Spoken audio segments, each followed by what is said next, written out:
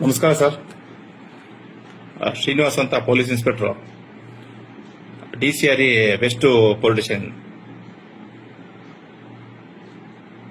Sir, ಇತ್ತೀಚೆಗೆ ಯಾಕೋ ಮನಸ್ಸಿಗೆ ಬಹಳ ಬೇಸರ ಆಗ್ತದೆ. ಪೊಲೀಸ್ ಇಲಾಖೆ ಅಲ್ಲಿ ಮತ್ತೆ ದಲಿತರ ಪರವಾಗಿ ಕೆಲಸ ಮಾಡೋದೇ ದೊಡ್ಡ ತಪ್ಪು ಅನ್ಸುತ್ತೆ. ಅದರಲ್ಲೂ ನಾವು ದಲಿತ ಅಂತ ಹೇಳ್ಬಿಟ್ಟು ಸಾಕಷ್ಟು ಕೆಲಸ ಕಾರ್ಯಗಳೆಲ್ಲ ಮಾಡ್ಕೊಂಡ್ ಬರ್ತಾ ಇದೀವಿ ಸರ್. ಏನು ಅಂತ ಗೊತ್ತಿಲ್ಲ ಸರ್.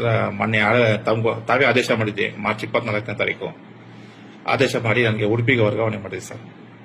ಅದ್ರ ವಿರುದ್ಧ ನಾನು KIT ಆಡಳಿತ ನ್ಯಾಯಮಂಡಳಿ ನಾಟ್ ರಿಲೇಟೆಡ್ ಅಂತ ಸ್ಟೇ ತಗೊಂಡಿದ್ದೀನಿ ಸರ್. ನನಗೆ ಅಧಿಕೃತವಾಗಿ ಇವತ್ತರೆಗೂ DCRE ಇಂದ ಯಾರು ಬಿಡುಗಡೆ ಮಾಡಿಲ್ಲ ಸರ್.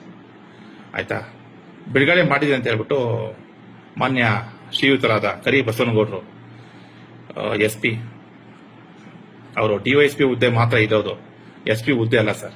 ಅದನ್ನು ರಾಜ್ಯ ಸರ್ಕಾರದವ್ರು ಕೊಟ್ಟಿರ್ತಕ್ಕಂಥದ್ದು ಒಂದು ವರದಾನ ಅಂತ ಹೇಳ್ಬೋದು. ಅದನ್ನ ಅವರು SP ಅಂತ ನಾನೇ ನೇರ IPS ಅಧಿಕಾರಿ ಅಂತ ಬಿಂಬಿಸ್ಕೊಂಡು, ಮತ್ತೆ ಅವರ ಕೆಳ ಹಂತದ ಅಧೀನ DYSP ಆದಂತ ಶ್ರೀಮಾನ್ ಶ್ರೀ ಮಹೇಶ್ವರ ಗೌಡರವರು, ಅವರು ಸಹ ನನಗೆ KIT ಆದೇಶಕ್ಕೆ ವಿರುದ್ಧವಾಗಿ ಬಿಡುಗಡೆ ಮಾಡಿದ್ರಿ ಅಂತ ಹೇಳ್ಬಿಟ್ಟು ತಮಗೆ ನಕಲಿ ದಾಖಲೆ ಸೃಷ್ಟಿಸಿ ತಮಗೆ ರವಾನಿಸಿದ್ದಾರೆ ಸರ್.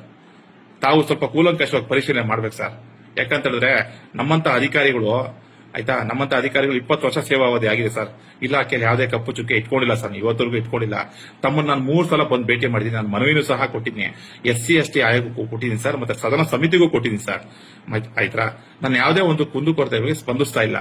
ನಾನು ಅದರಲ್ಲಿ ಕರೆಕ್ಟಾಗಿ ಪರ್ಟಿಕ್ಯುಲರ್ ಆಗಿ 18 ಅಂಶಗಳು ಹಾಕಿ ನಾನು ನನ್ನ ಕುಂದುಕೊರತೆಗಳ ಬಗ್ಗೆ ತನಿಖೆ ಆಗಲಿ ಅಂತ ಹೇಳ್ಬಿಟ್ಟು ತಮ್ಮನ್ನ ಹಾಗೂ ನಮ್ಮ DGP ಮಹಾನಿರ್ದೇಶಕರು, ಆಯ್ತಾ, ಅಲ್ಲೂ ಸಹ ಮತ್ತೆ ಎಲ್ಲ ಇನ್ನಿತರ ಇಲಾಖೆಗಳಿಗೆಲ್ಲ ಕೇಳ್ಕೊಂಡಿದ್ದೀನಿ. ಇವತ್ತರೆಗೂ ಯಾವುದೇ ಕಾರಣಕ್ಕೂ ತಾವು ತನಿಖೆಗೆ ಆದೇಶ ಮಾಡಿಲ್ಲ ಸರ್. ಮೊನ್ನೆ ಯಾವುದೋ ಒಂದು ಸಣ್ಣ ಒಂದು ಪ್ರಕರಣ ಸಂಬಂಧಪಟ್ಟಂಗೆ ಬೆಳಗಾಂ SP ಅವ್ರನ್ನ ಕರೆಸ್ಬಿಟ್ಟು ಇದು ನನಗೆ ಇದು KIT ಆದೇಶ ವಿರುದ್ಧವಾಗಿ ಮತ್ತೆ ನಾನು SC/ST ಆಯೋಗದಲ್ಲಿ ವಿಚಾರಣೆಯಲ್ಲಿ ಇರಬೇಕಾದ್ರೂ ಸಹ ತಾವು ಪುನರಾವರ್ತನೆ ಮಾಡಿ ತನಿಖೆ ಮಾಡಿ ಎಲ್ಲ ದುಂಬಾಲ್ ಬಿದ್ದು ತಾವುಗಳು ದೊಡ್ಡವರು ದುಂಬಾಲ್ ಬಿದ್ದುಬಿಟ್ಟು ಎಲ್ಲ ವರದಿ ಕೊಡಿ ಅಂತ ಕೇಳ್ತಾ ಇದೆ ಸರ್. ಎಲ್ಲಿವರೆಗೂ ಬಂತು ಸರ್ ನಮ್ಮ ಪೊಲೀಸ್ ಇಲಾಖೆ ಸರ್? ಬಹಳಷ್ಟು ಬೇಸರ ಆಗಿದೆ ಸರ್.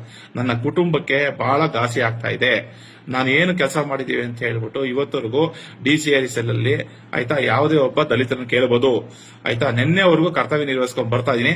ಆದ್ರೆ ನನಗೆ ಅಧಿಕೃತವಾಗಿ ಯಾವುದೇ ಒಂದು ಬಿಡುಗಡೆ ಆದೇಶ ತಾವಾಗಿ ತಮ್ಮ ಅಧಿಕಾರಿಗಳಾಗಿ ಮಾಡಿಲ್ಲ ಸರ್.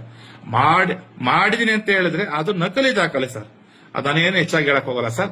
ಈಗ ನಾನು ನಮ್ಮ ರಾಜ್ಯ ಸರ್ಕಾರ, ಅಹಿಂದ ಸರ್ಕಾರಕ್ಕೆ ನಾನು ತಿಳಿಸುವುದೇನೆಂದರೆ, ಆಯ್ತಾ, ದಲಿತ ಅಧಿಕಾರಿಗೆ ಕರ್ನಾಟಕ ರಾಜ್ಯ ಸರ್ಕಾರದಲ್ಲಿ ರಕ್ಷಣೆ ಇಲ್ದಂಗಾಗಿದೆ.